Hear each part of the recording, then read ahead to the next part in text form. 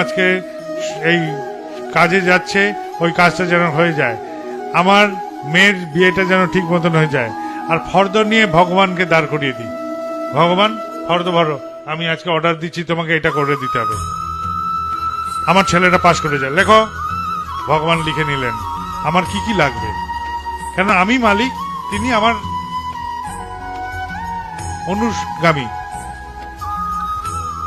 তিনি অনুগামী, আমি তো মালিক। আমি তো বলছি তুমি এটা করে দাও, ওইটা করে দাও, অর্ডার কে দেয়? যিনি মালিক তিনি অর্ডার দেবেন, তাই নয় কি? যিনি মালিক তিনি অর্ডার দেন, আর যিনি পরিষেবক তিনি ওই অর্ডার নিয়ে নিয়ে পালন করবেন। তাহলে ঈশ্বরই বলি, ভগবান বলি আর ঠাকুরই বলি, তিনি হচ্ছেন আমার পরিষেবক,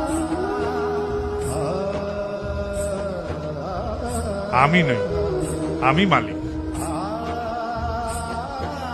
এই যে